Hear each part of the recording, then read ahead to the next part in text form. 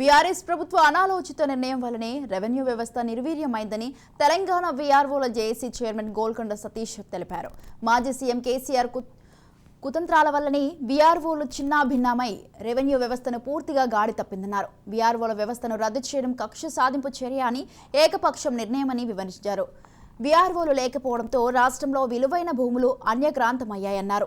ప్రభుత్వ భూములు కబ్జాలకు గురవుతున్నాయని మంత్రులు ఉన్నతాధికారులను కలిసి విన్నవించామని, కేసీఆర్ కనీసం తమతో మాట్లాడడానికి సమయం కూడా ఇవ్వలేదన్నారు. రాష్ట్రంలో నూతనంగా ఏర్పడిన కాంగ్రెస్ ప్రభుత్వం గ్రామ రెవెన్యూ వ్యవస్థ మళ్లీ పునరుద్ధరిస్తామని ప్రకటించడం మంచి నిర్ణయమన్నారు.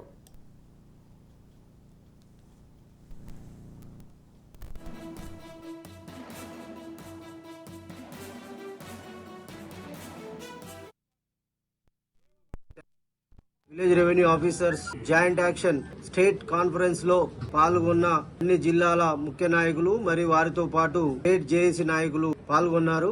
ముఖ్యంగా ఈ రాష్ట్రంలో రద్దయినటువంటి వీఆర్ఓల సమస్యల గురించి ఈ యొక్క స్టేట్ కాన్ఫరెన్స్ ను ఏర్పాటు చేయడం జరిగింది. గత ప్రభుత్వం చంద్రశేఖరరావు గారు తీసుకున్న నిర్ణయం వలన, అనాలోచితమైన నిర్ణయం తీసుకోవడం వలన ఈ రోజు రాష్ట్రంలో 5,485 మంది వీఆర్ఓల యొక్క భవిష్యత్తు 10 సంవత్సరాలు వెనుకకెళ్లిందని చెప్పేసి నేను మీడియా ముఖంగా తెలియజేస్తా ఉన్నా. మీరు తీసుకునే నిర్ణయం వలన ఈ రాష్ట్ర ప్రజానీకానికి, ప్రభుత్వానికి నష్టం చేకూరుతుంది.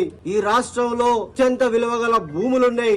ఈ భూములన్నీ, ప్రభుత్వ భూములన్నీ అన్యాక్రాంతమయ్యే అవకాశాలు ఎక్కువ ఉన్నాయని చెప్పి కూడా మేము తెలియజేయడం జరిగింది. ఇలాంటి ముఖ్యమంత్రి ఈ రాష్ట్రంకి ఉంటే ఎప్పటికైనా మనకు మంచి జరగదు, ఈ రాష్ట్రం అభివృద్ధి జరగదని చెప్పేసి గత మాజీ ముఖ్యమంత్రి గారు చేసిన విధానాలను మేము ఎండగట్టడంలో ప్రయత్నం చేసినాం. మరికి దానికి అనుగుణంగానే ప్రజలు ఇచ్చిన తీర్పు ప్రజానీకానికి తల ఉంచవలసిందే. ప్రజలు ఇచ్చిన తీర్పు ప్రజాప్రభుత్వాన్ని తీసుకురాగలిగిందని చెప్పేసి, అందులో మేము భాగస్థులమని చెప్పేసి మేము తెలియజేస్తా ఉన్నాం. ఈరోజు తెలంగాణ